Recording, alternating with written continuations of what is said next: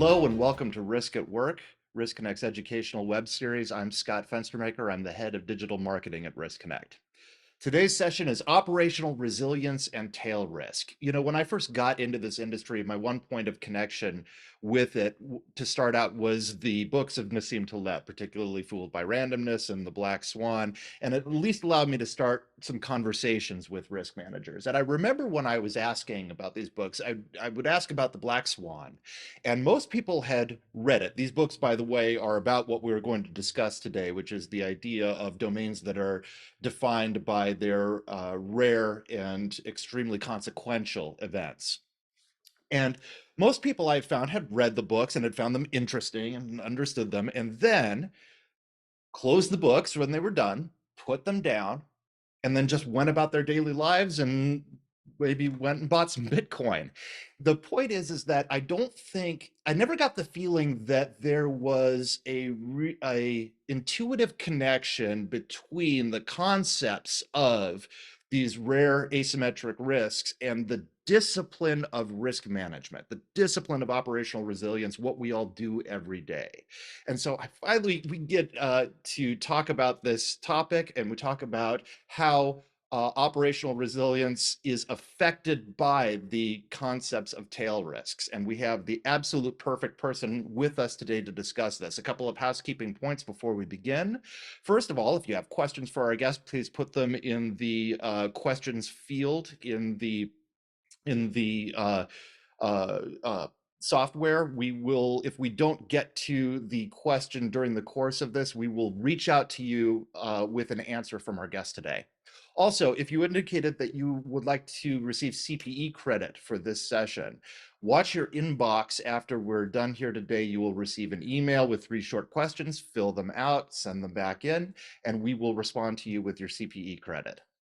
All right, let's get to our guest. Our guest today is an internationally recognized speaker, writer, educator, and advisor on operational risk management to famous banks that you've heard of, like Lloyd's Banking Group. Her textbook, Operational Risk Management, Best Practices in the Financial Industry, was named Book of the Year in 2020 for Operational Risk by Risk.net. Her latest book is the GARP FRM 2023 textbook for operational risk and resilience. I am proud to welcome back Ariane Chapelle. Ariane, how you doing? I'm great. Thank you, Scott. I love the intro. Thank you.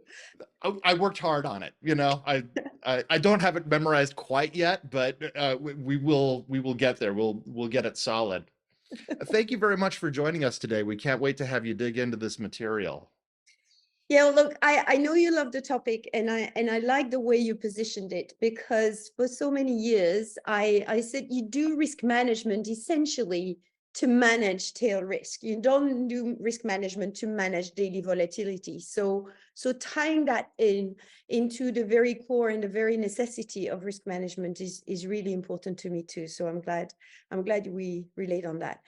So we're going to cover 3 topics today. One, the asymmetry of risk, and I want to share some statistics that you may not be familiar with, especially in operational risk, where it's particularly important.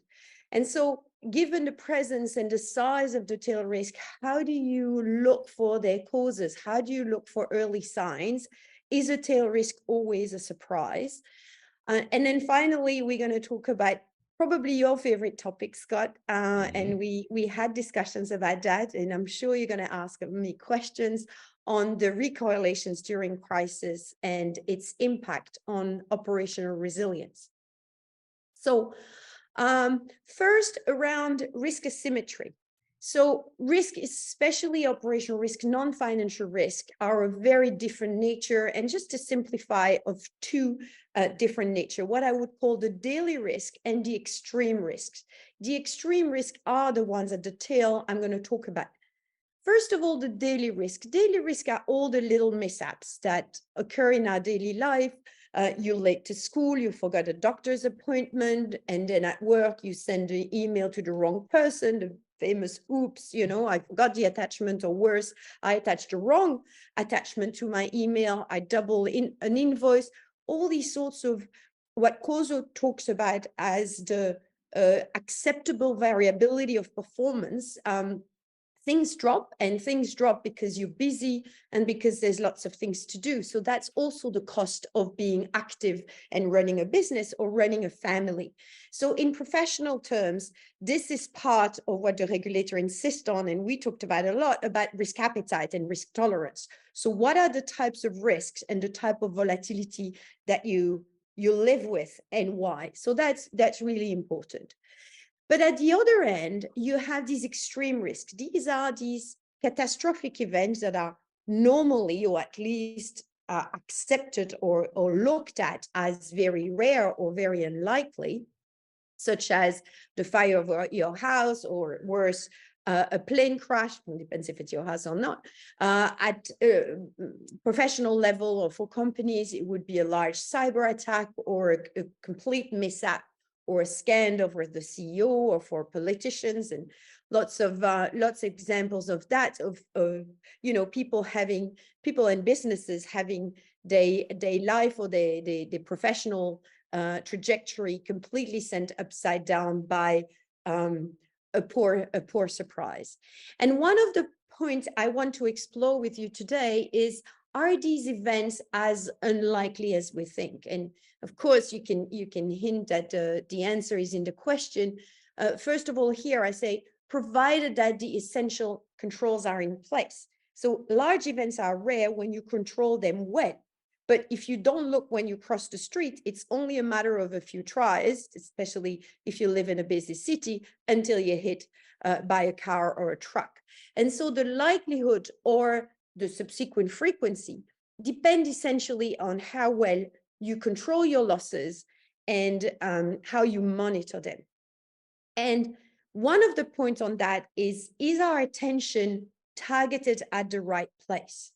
Because when you look at the distribution of operational loss, and this graph is based on the data from ORX, so the data consortium having 100 of the largest banks in the world. Citi is the notable exceptions to ORX membership. All the other big names you can think of are member of ORX, and they collate their data. And over the years, so these are data covering 6 years, you see that the lowest bin, the smallest events reported for the financial services operational losses between 20 and 50k euros, equivalent to the dollar, roughly, if I simplify, represents 61% of the loss reported, but only 5%, less than 6%, just above 5%, above a 20th of the total losses of the sector.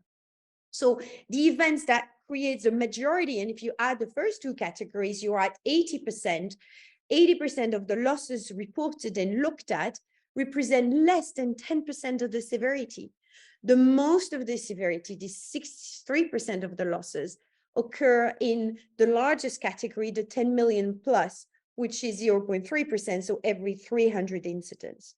So when I talk to bank, I say, your largest, your 300s, or your event that is larger than 1 in 300 explains nearly 2/3 of your operational risk budget. And when you talk to operational risk manager, I said, where do you dedicate your attention? Do you dedicate the attention to the small and frequent one, or to the very rare and severe one? And they all without exception say, we completely over control or over monitor the small ones. Now, in fairness, some of the small ones can derail into the large ones, but it's also, well, at least very blatant to me in my 20 years observations of this sector, that is a complete under monitoring and under attention dedicated to these very large events. And just to finish on the numbers over here on the picture, these are the real data, a data series where each dot is a point of a large bank losses over 16 quarters now, many years ago. And the very thick density are the losses, let's say, until 100,000 euros. It's so frequent, it's a blunt line. Then you have some density until the first large line that you see that are 20 million euros. But it's still not much compared to the 600 million and then the 1 billion and 1.2 billion, which were the largest losses. So if that bank had managed to avoid or even reduce these very tail risks they endure, 3 of them being not too far after a merger or being bought out by another group, one might have been correlated to the other. If they had managed to mitigate these very large risks, well, the story would most probably be very, very different. Okay, so the question is, when you look at these tail risks, can you see the signs of the wall? Is it like in French, we say the equivalent of a storm in a blue sky, a lightning bolt in a blue sky? Well, my point is, well, not entirely, actually. When you look at the rogue trading cases that, date back a few years now because we know how to monitor and control them, but SocGen, Jérôme Kerviel, before booking losses for 5 billion for Société Générale, and I'll spare you the detail of the case, was overtrading for 18 months. There were 84 alerts against him, but spread it across many, many back offices so that no one really put the dots together. Adeboli at UBS was overtrading for a year. Barings, Nick Leeson did that for years before sinking the banks. Equifax, it's well known that they had years of weakness report or reports on weaknesses on their cybersecurity system before they lost or they exposed 150 million data points. Now, of course, they completely rework their cybersecurity, but you have that in a lot of large cases. Or you have ignored alerts, and actually, this last 2 weeks have been teaching and working with a refugee agency, and we were talking about Sudan, and we were talking about Ukraine and Bangladesh, and they were like, well, actually, we had information of movements of troops and social media traffics and some behaviors of dignitaries that had, out of the ordinary behaviors. And if you can capture these alerts, or if you can get information of the ground, from the ground and escalated, then you can have the signals that is sadly often lost in the noise. And so going back to a typical risk management framework, how do you rework or how do you look at your heat map, which is one of the bread and butter tool of risk management? And this is a bit of a rework RCSA matrix or probability impact matrix with 4 colors, with 4 attitudes of management. The blue one is the low impact, low likelihood risk that you can ignore. It's actually healthy for your risk management to ignore the little things because it allows you to save your cognitive capacity, your time, your effort, your attention span to something that matters. And the same almost goes for the green column there, which is the cost of doing business, or I even added cost of living a life, because one of my other favorite topic is risk management in life and business, not only risk management in life, not only in business. And so the cost of doing business, these are the acceptance for the daily risk I've started with. And so your priorities as a risk manager, in order of importance, first is the red, I would say the red bit, but let's say the red square, which I call the fatal flaws. And the fatal flaws would be ignorance, blind spots, weaknesses in your critical controls, overlooked on some sorts, that you think are empty, but actually are not. And they make these scenarios and these very large tail risks a lot more likely than you think they are. You think you'll never have a cyber attack. You think your room server will never be flooded, that your AC system will always work and your backup system will always be there if you have a disruptions, etc. But it turns out that no, actually, you're going to have a breakdown tomorrow and the backup will fail too. And then both your impact and your likelihood shots up. And so if I reshape this a little bit more in a non-financial risk perspective, a bit more to scale, you have here at the center an RCSA matrix, so a typical heat map, which are for the stress case, with 2 thin line, one vertical one, this green one, which is the very low impact, high likelihood of the cost of doing business. And at the other end of the spectrum, this horizontal line of scenarios that are very thin, because in a healthy, controlled environment, they should be very rare and they are potentially impactful. And then in the middle, you have what I call the stress case, which is, it's not the worst case scenario. It's not the mild case. It's like some risk managers told me, the stuff in the middle. And that also reflects the fact that risk is a continuum. Risk can materialize in different shapes and form. Here, we're going to concentrate on the scenarios. When you do risk appetite and tolerance, you concentrate on the left-hand side. What is the volatility I accept? And where's my tolerance and where my mitigations go? And when you manage or assess and weigh your risk, the assessment of your risk and the mitigation and your control, you perform an RCSA, you perform a risk and control self-assessment of the risk, and you are in this case in the middle, when it's not completely mild, it's not a disaster, but it's a pessimistic case. And so just to finish on this slide with the example of information security that is relevant to every sector and even every family, arguably, the mild case would be you lose your laptop or you crash your laptop. So if you lose your laptop, you need to be able to re-raise it remotely. And again, it's true for individuals and business alike. If you don't have this feature, make sure you do after this broadcast. Or if you lose it, make sure, or if it crashes, make sure you have a backup. And if your system has in place, it's an annoyance, but it's in the realm of possibility.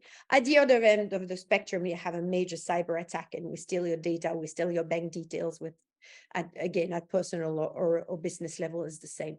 And then in the middle, you have some largest loss contingency procedure. You need to apologize to your customer. You look a little bit like a fool. This is besides your normal tolerance, unless it's well controlled. All right. So, Ariane, I wanted to ask you, you said at the beginning of that section that your central point is that a lot of these tail risks, these low frequency, high impact risks, are more probable than people think, more probable than people give them credit for. One of the things that I like to do is expand this beyond the examples of banking risk and talk about it, purely in terms of operational resilience, purely in terms of life, as you're talking about.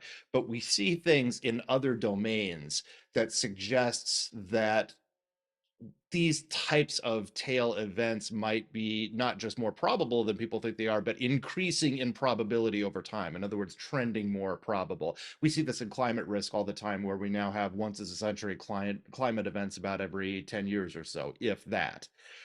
We see this in, pandemic probability. We see this in lots of these type of event probabilities. Are tail risks trending more probable over time in general? And if they are, why? What's making that happen? Hello. It's a very good point.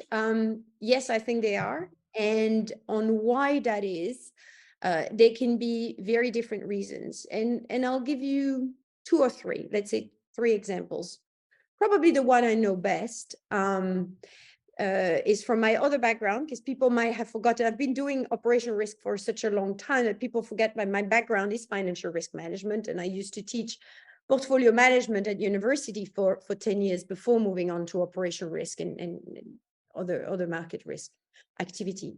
And when you look at the volatility of the stock market over a long period, so since the 60s, and anybody can do it, go to ft.com or any Bloomberg or whatever, and you look at the FTSE or the S&P or whatever equity index over decades, you can see that basically it increased relatively steadily. Of course, you have a little bit of a tweak, and then you have the big peaks and drops, okay? And the big ones that, well, I don't know, you and I remember, but I definitely remember in terms of crisis, you had the flash crash of 87. Oh gosh, that shows my age. But then you have 99, 2000, 2002, and then you have 2010, etc. And one of the major contributing factors for that was program training. The flash crash of 87 was basically the computer going nuts and start selling and crashing the market. But you also have the direct access to the market. So you have a lot more of people being able to access directly the market and trade. So you have a lot more noise trader, so that's you and I trader, and also egregious behavior, so like herds behavior when everybody goes in or out at the same time, and you have these big spikes and drops. And we all remember many of us remember the drop in the market in March 2020 when the world went to lockdown. Okay, so that's one. Is it? Yes, absolutely. Why? Essentially because of digital access. Climate, extreme weather events. I remember one time at a conference on risk, we had this weather specialist that showed a map decade per decade since the 1950s, where each dot represented on a map an extreme weather event. And in the 50s, you have a few red dots. In the 60s, you have a few more red dots. 40 years later, it wasn't all red, but you had lots and lots and lots of dots. So in terms of observation, I think it's quite well documented that there's more and more extreme weather events, and the cause has nothing to do with the digital platform access, but right. And I'm not going to open the debate on the human-based, industrial-driven, etc. But it's undeniable it exists. Okay, and on the causes, I'm going to step out of the debate for now. I want to keep as many friends as possible. And then on the third example, Very wise. that's more linked to the stock markets because it's more so technological example. It's just the social media, the platform, the emails. It's going to show my age again when I say when I started working in banking, I didn't have a daily email. You know, life was good at the time. You don't have 100 people to answer and talk to. And so, you know, okay, moving away from the anecdotes now, complexity is also fueled by interactions. Okay. Yes. And so the more you have people interacting, whether it's on social media, email, digital platform, trading platform, the more you increase the complexity of the system and the level of chaos of the system. And if you increase the level of chaos, you decrease the level of predictability. Yes. And that would be my broad brush observation on it. I thank you very much for bringing that back to something broad. I was hoping that you would do that, because that's those things in all of your examples. I heard several broad, the essence of several broad topics. One of them was complexity or interconnectedness. Digitization is a form of that, I think. And also, all of your examples had some element of scale to them. Even climate risk is carbon scale, right? Things that interact one way. You talked about gregarious behavior, things that interact with the system one way if not everybody is doing the same thing, but where the entire system acts differently once action is coherent, once it involves everybody and involves a unified direction. So I think that those are interesting factors to bear in mind, talking about complexity, interconnectedness, scale, and maybe we can take a look at the aspects of our own companies that have those types of qualities and think about them a little bit differently. Let's get to your next section on assessment. Yeah, and I think it's a good transition now that basically we scared everybody with the chaotic system to say, well, how do you cut the elephant in bits? Or, you know, it's not very nice for the elephants, which is very, very nice animals. But how do you simplify complexity and fragment complexity? And so what I'd like to go to is first to go about it is very much linked to a previous podcast I did on scenario analysis, but more drilling down on the components of these tail risk assessment. Now, the old way of the tail risk assessment is what's called expert judgment. It's basically a interview of subject matter experts, for, what more of a better word, and what's your mental approximation of what could happen 1 in 40 years, 1 in 100 years losses, etc., and what's the consensus? And there, look, it's a mystery to no one, a surprise to no one, that it is highly unreliable, and you got away with it with the regulator for almost for until today, but it had shown its limitation over and over. And so now the market, and I'm talking all sectors now in terms of risk assessment, is really looking into whether you call it factor analysis or fair modeling or structured scenarios. It's really decomposing. When I call scenario here, I mean an operational risk scenario, so a tail risk materialization, so the materialization of a tail operation risk. And so to decompose these possibility into its different drives of impacts and drives of likelihoods, so you can actually look at where are your point of action points, really. And again, it's the recycling. Now, talking about ecology, I'm a big fan of recycling, but also in risk management, meaning reusing what exists for a long time and what has proved is its robustness for a long time. And one of that is the fault tree analysis, FTA. You can Google or Wikipedia, those of you listening, it's a thing.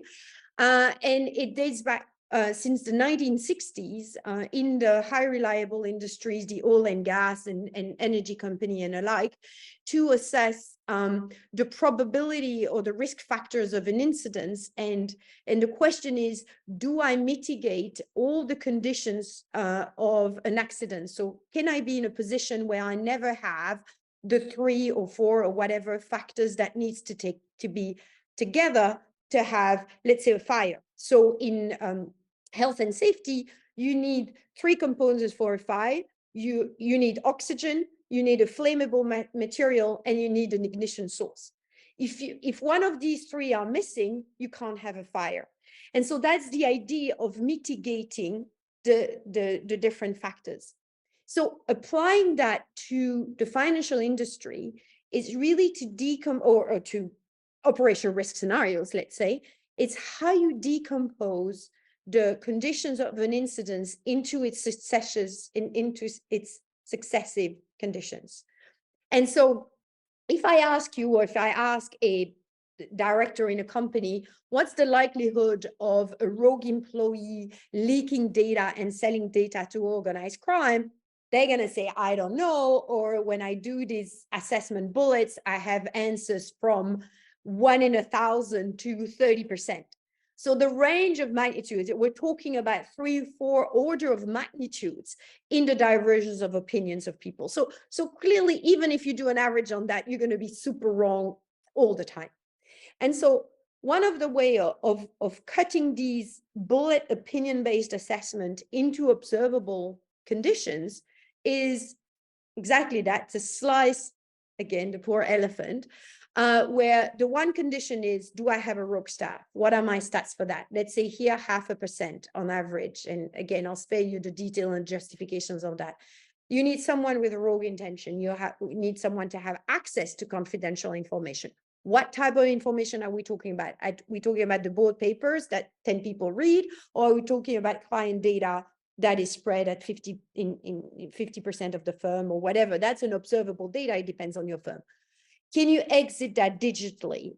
That also depends on the strengths of your system and the layering of your control. I'll get to that. And then once you do all that, you also need to find a buyer. Actually, there was a case like that when the guy did all that, posted on the dark web, and didn't even have a buyer. So I was modeling that before the real event, but reality always surpasses fiction, which is always very funny as long as not your data we're talking about. And when you do here a very simple calculus with realistic statistics, so 0.5%, 50%, and 1% if your system is not up to speed, so that's basically 100 people trying, and then you have 1 that succeed, you have a probability of 1 in 40,000. And you think it's low, except that this percentage applies per employee. And so that's the other point that is overlooked more often than not in scenario quantification is exposure. And so if you have 40,000 employees in a firm, which is large but not crazy large, JP Morgan, for instance, had 250,000 employees. So if you have 40,000, your probability is 1. At a horizon of 1 year, it's a full expected loss. And actually, the real case I was talking about was an insurance company of 40,000 employees in pretty much the conditions I'm describing. And turns out that this very simple modeling ended up to be very accurate. And one of the reasons also is that people think they have many controls, but it really depends how these controls are layered and how dependent or independent they are from each other. So we probably all know the layering and control is cybersecurity or in airplane safety. But when you layer your control, you have to make sure that the holes are not aligned, to the paraphrase of James Reason in the very well-known Swiss cheese model that's originally called the cumulative act effect, which is not nearly as marketing friendly as Swiss cheese. So that shows the importance of a name in marketing. I'm sure you know that, Scott.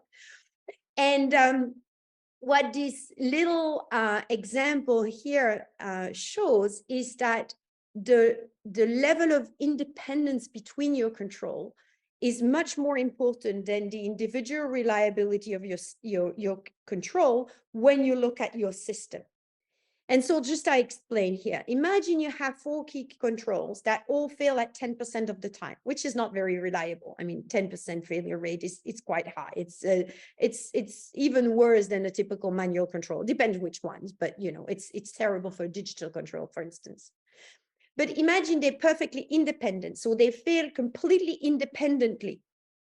Because one is manual, the other one is physical, like a barrier at entry or a guard in front of your office building. The other one is digital as a detection mechanism or a camera, etc.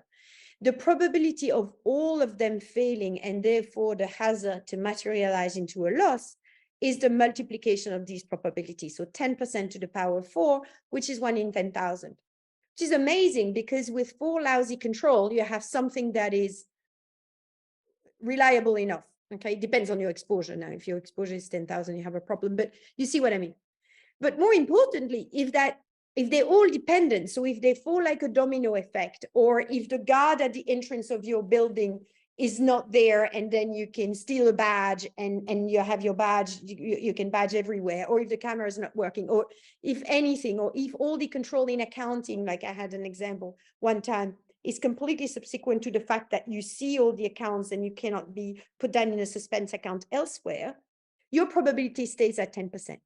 So you have a ratio of 1 to 1,000 looking at the same system of control, whether these controls are independent or not. And so in mitigating your scenario, it's really important to look at this independence between your control. Yep. And so just quickly on the scenario modeling, the idea is really to decompose your scenarios in your factor of exposure. So how many attacks, how many employees can click on the link? What are my slices of firewalls? Do they fail independently?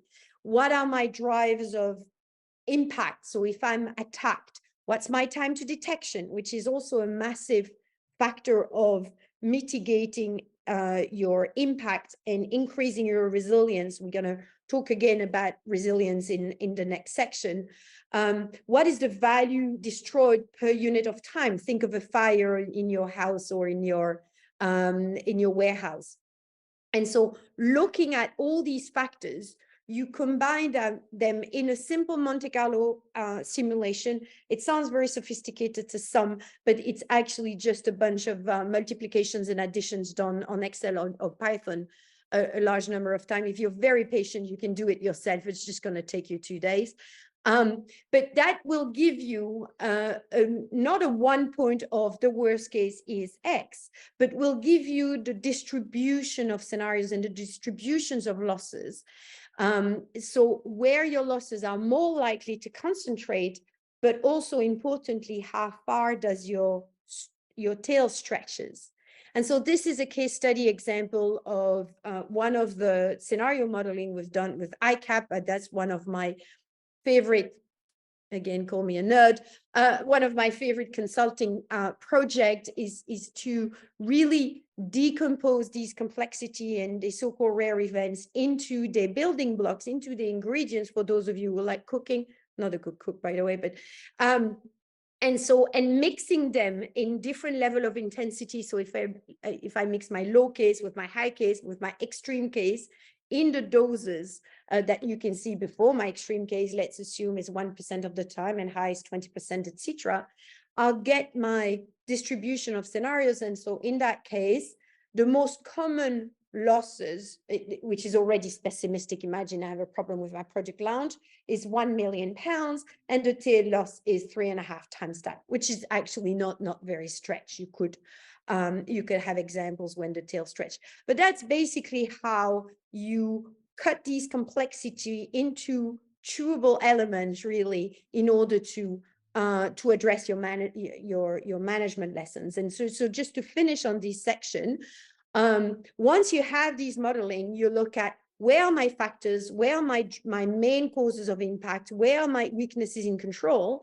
and do I need to do more? So is my scenario within appetite? Yes. Okay. I keep monitoring my controls and my level of certainty on that. Is it above appetite? Then that's where you can trigger an action plan. You know, it's funny. I heard when I first uh, joined the risk industry, I heard another presenter presenting the concept of sequential risk, just kind of as you outlined it there, and said, what's the likelihood that this happens, and just presenting it as, okay, well, if one risk is a 2% risk and one risk is a 5% risk and one risk is then everybody knows, because it's elementary math, that the probability of all three happening at once in a certain time period is 2% times 3% times 5%. And I wanted to jump out of my skin, because I know of no circumstance in the real world that works this way, where you either your controls or the risks themselves are as independent as they would be in theory if you're gaming this out, right? Even this, right? The conditions you've identified here, I was thinking about this. Condition 4, meeting the buyer, and condition 1, rogue staff. If you think about that, if you know a potential buyer for illicit information, what does that do to your likelihood to become a rogue staff member? Surely they are not independent, right? If you are a rogue staff member, what does that do to your likelihood to seek out a buyer as opposed to knowing one a priori, right? Those things are connected to one another, right? You can game this out and get to the order of magnitude of the risk, probably, can't you? And your point with this demonstration was that it's still an underestimation of exposure, because you have to multiply it by the number of employees. So when you game it out, cover yourself and make sure that you know that you factored in exactly how far you're exposed. But there's more, I think, from what I'm picking up from you, that you have to be careful of than that, because there's probably an underestimation of how much these things are correlated, and how much, to use your next slide, one risk control will fall like a domino depending on another risk control. Your badge example, for example. Um, uh, what is your impression of that? Is this true? Do we underestimate, in addition to underestimating the probability of these extreme events, do we also underestimate how connected our risk facets are and our controls are, in terms of, if one goes down, the rest of them really go down? Yeah, absolutely. So do we underestimate the independence between controls? Absolutely. Or at least, again, in my observation, but I teach about every week for over a decade, so it's been a lot of audiences. When I present this, I accept to cybersecurity specialists that slice their controls and etc. But to, let's say, mainstream operation risk managers, even CROs, they're like, oh, that's interesting. It didn't occur to them to test their control in a system. Yeah. Now, it sounds a little bit scary, but It is and it isn't, and I like your reactions, but yeah, Sounds a little bit okay. scary. Yes, So no, it does sound a let little me bit scary. Yes. yeah, let me go back. So yeah, a lot of every bank and non-financial industry, mostly financial industry, because banks and pressure for the regulator, they have to test their controls. So every organization I talk to that is regulated test their controls. I would say every, but let's say every maybe minus one or two, just to be careful. I know doesn't test the independence between their controls. And I'm like, guys, it's basically a waste of time. So what we're doing, so when I do RCSAs with firms, etc., we rank controls rating. So basically the way we aggregate the rating of a control system depends on our assessment of independence between controls. Because what most people say to me is, how do you measure that? Well, if they're not automated controls, it's hard to measure, but at least I can proxy it. So if I have a manual control in department A and an automated control in department B, I assume they're independent, okay? And if I have two manual controls in the same department, typically the four eyes principle, you check the document, then I check the document, then Amy checks the document, that's very dependent. It's actually, they're killing each other, and that's basically a gist on control design. So underestimation of the dependency between controls, absolutely. On the underestimation of the correlations, also less so. But I would say the underestimation of rare events is so large that it almost doesn't matter. And I'll explain. When I present this example, and you're right, I didn't specify it now, I say, look, for simplicity, assume that these are uncorrelated, which they totally are, because if you infiltrate a firm, it is to access private information. Otherwise, it's a super waste of time. And you have to have access to exit it, because you can't exit an information you don't have. So yes, this is obviously correlated. But the minimal probability, the mathematical minimum, is when you multiply the probability. So this 1 in 40,000 is the absolute minimum. And even with the absolute theoretical, unrealistic minimum, you're already at 1. Yes. You can only guess what the true probability is. And that's why I say it usually doesn't matter. And sometimes, but however, when you think you're conservative or you're reasonable, and that's the probability for that I put at 100%, I assume that when you're rogue, you have access, you exited the information, surely you have a buyer. And I promise you, there's a real case in the UK where a guy posted company data from his own company. He used to work in IT, posted on the dark web for sale, far too expensive, didn't sell to anyone, but the FCA didn't like the idea, and the regulator gave help to that company. But actually, when I say it's a problem and it isn't, actually, in my observation, again, I see people consistently underestimated the likelihood. Thankfully for us, we also overstate more often than not, but there are exceptions. So I'm a little bit walking on eggshell. We overstated the impact, because if I had told this company, you're going to end up in the dark web, they're going to think that's the end of our business. We're done. And actually, they've been super lucky because it didn't caught up the mainstream wire, and they sort of managed it. Still cost them millions and millions, but they didn't die over this. Yes. So That is a fascinating point as we're going to this. I think it's useful for people as we're thinking about these risks, and as we're thinking about the things that have to happen in order for a control set to fail or something like that. Uh, to start thinking, when more things become involved, well, this has to blow up, and then this has to happen, and this, these sequential probabilities have to be involved, to question whether or not each of those steps needing to be involved makes something actually more likely, or something less likely, or something perhaps more likely because they might be correlated through a lurking variable or something like that. So I think it's a useful exercise to catch people up and say, wait, this doesn't necessarily make things rarer because more things have to happen in sequence in order for risks to be able to materialize.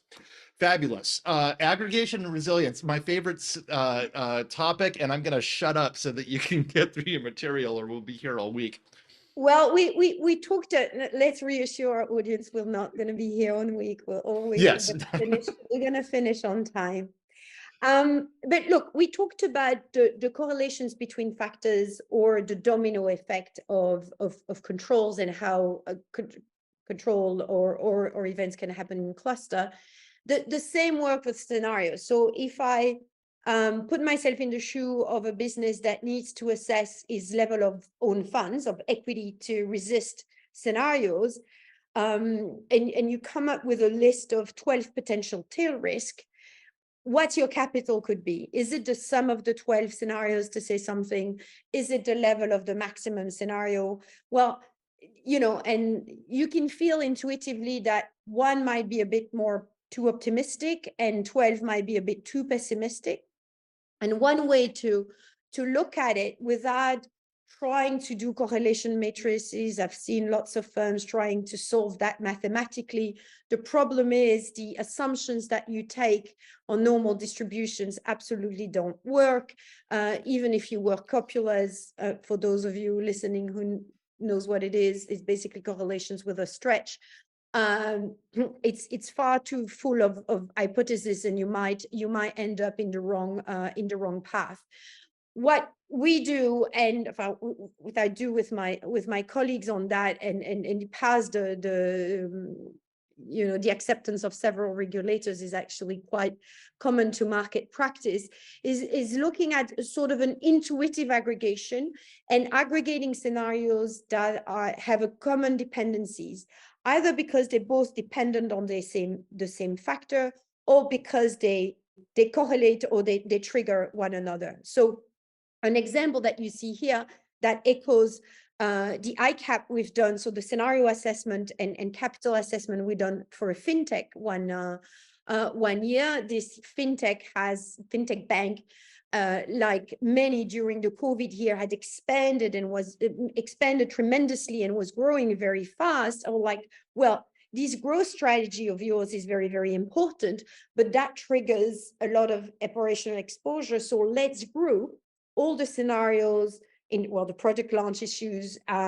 These are the wrong number, by the way, and we don't know who that is, but the product launch issue may be a disruption, and the size of a disruptions, the operational backdrop that you can have, any sorts of scenarios that I think are fueled or intensified by your growth strategy needs to be grouped. Or you have a classic one, which is in the digital space. So if you have a digital disruptions, it's known that when your systems are down, you're more at risk of being the victim of a cyber attack. That was the Lloyd's TSB incidents and many others in recent years. And so we group these scenarios. Or another one, which I've done recently for another retail bank, and I'm not talking about the US, but I'll leave that to you later, potentially, was an ESG scenario coupled with a bank run. So basically a reputation shock of, oh, we discovered something we didn't want to in your supply chain or whatever, and that creates a drain on deposits, and grouping these ones. So that's just the visualization actually of what I just described. In one case, you can have 3 scenarios that are grouped from technological factors, another one from exposure, expansion. And so we have the scenario cluster. So again, this is a sort of a rework of a true sort of front page executive summary I've done for my retail bank recently, where you say, well, your capital, your pillar 1 regulatory capital is, let's say, 110. And if I group all these different scenarios for all the reasons I explain, either for common causes or domino effect, is your capital sufficient to cover it with some buffer for all the clusters? And so the message here to the regulator and to the firm is like, look, if I take my most pessimistic cluster, We are 85 million to say something, and that gives us still a sort of rough 20% buffer before we reach our Pillar 1 capital. So therefore we covered. So a very sort of rooted in the business reality of capitalization.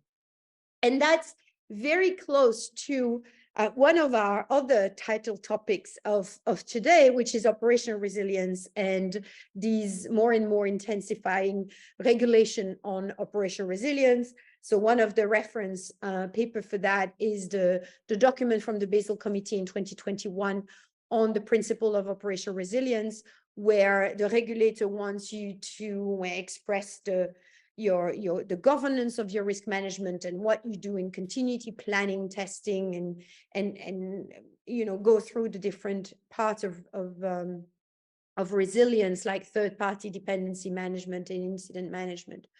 What's really important to understand from a regulatory perspective about resilience is that operational resilience is seen by the regulators, and by the regulators, I mean the Fed in the US, the PRAFC in the UK, and the European Central Bank for Europe, and the same goes for Asia and Singapore, is that operational resilience is seen as an outcome of a mature operational risk framework. Black on white, the regulator says that when you have a healthy operational risk management framework, the regulator considers that both the likelihood and in the impact of your scenarios, which are the tail risk we're talking about, are lessened, and therefore your operational risk resilience is better.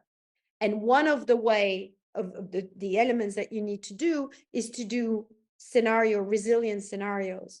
But there's a 2-in-1. So everything I described around the scenario quantifications and the clusters, these include both so-called resilience scenarios, so the disruption scenarios, and the operational risk scenarios. So these two are really intertwined, and for those of you listening, don't use them in silos.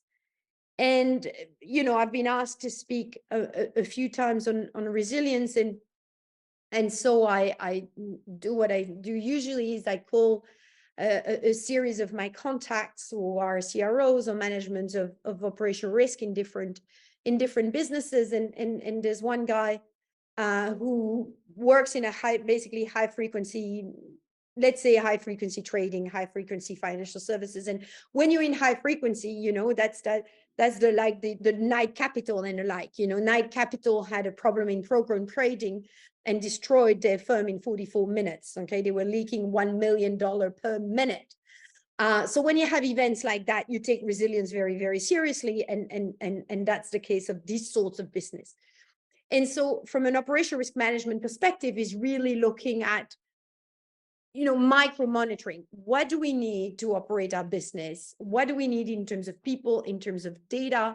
If one fails, if one is unavailable, what's our backup plan? And this is the question, sounds obvious, but this is the questions to ask before then after the incident. It's not, oh, we're going to cross that bridge when we get there.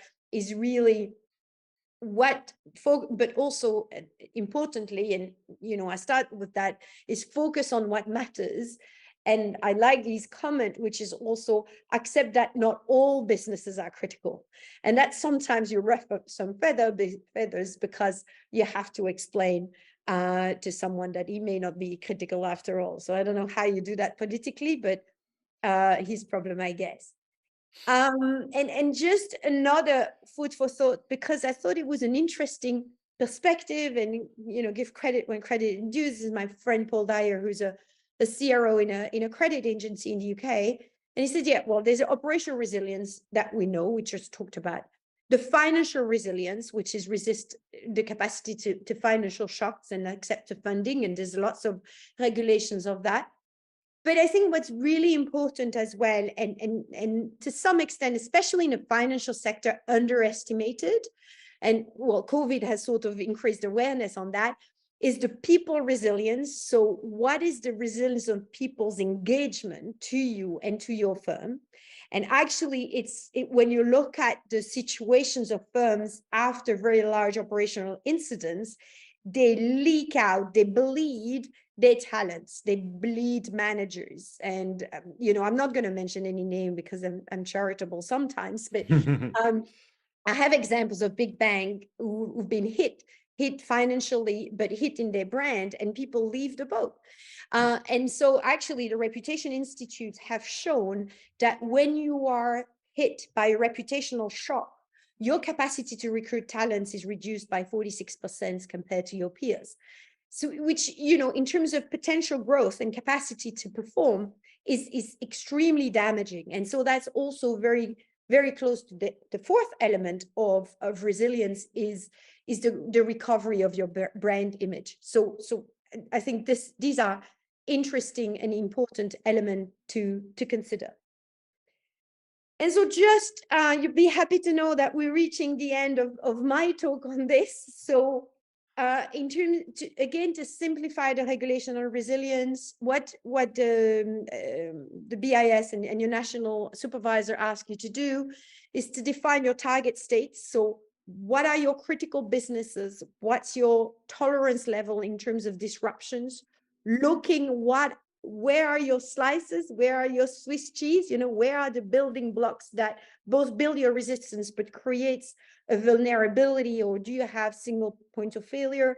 Be pessimistic on stress testing in your scenarios too, and look at the dependencies between your scenarios. So exactly what we started talking about. And then when you find these weaknesses, make sure you mitigate them with an action plan.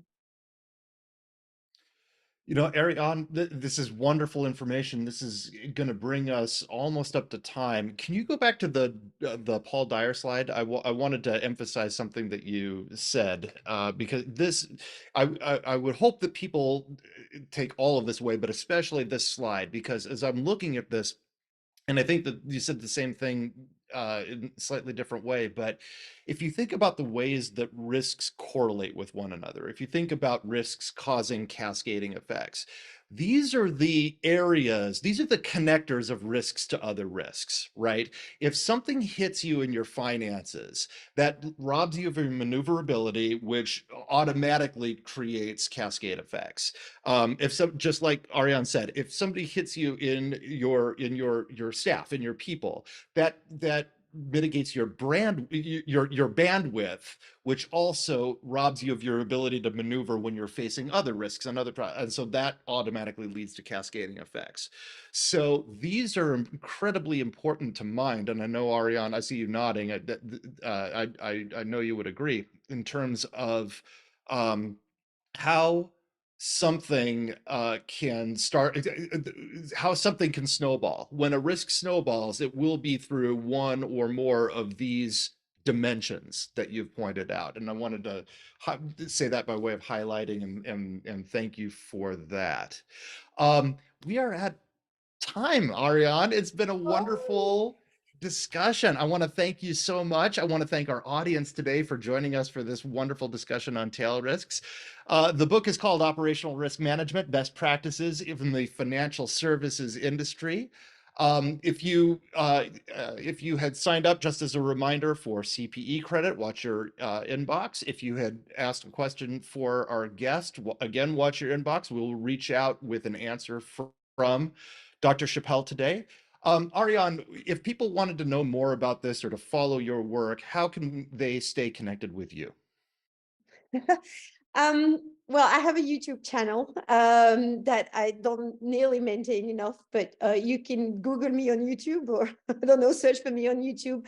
I have a series of free videos, and I'm going to upload more, and maybe I can share this one of Risk Connect as well. LinkedIn is the easiest way to contact me as well, to ask question, and then we can take it from there. I'd also be remiss if I didn't say, if you wanted to know more about this topic and how it relates to your risk management or operational resilience or continuity program, please also, in addition to reaching out to Dr. Chapelle, reach out to Risk Connect itself. One of our representatives would be thrilled to talk with you about your business and your needs. I will also plug a resource from Risk Connect. We have a white paper called The Hunt for Hidden Risks, which takes another look at tail risks. And I have a list in there of some additional factors that tend to cause chaos in systems, like we were talking about earlier in the presentation, like complexity and scale and so forth. So I recommend reading that as a backup resource to this. Thank you to everybody for joining us today. Thank you to Ariane. We will see you for the next installment of Risk at Work. Take care.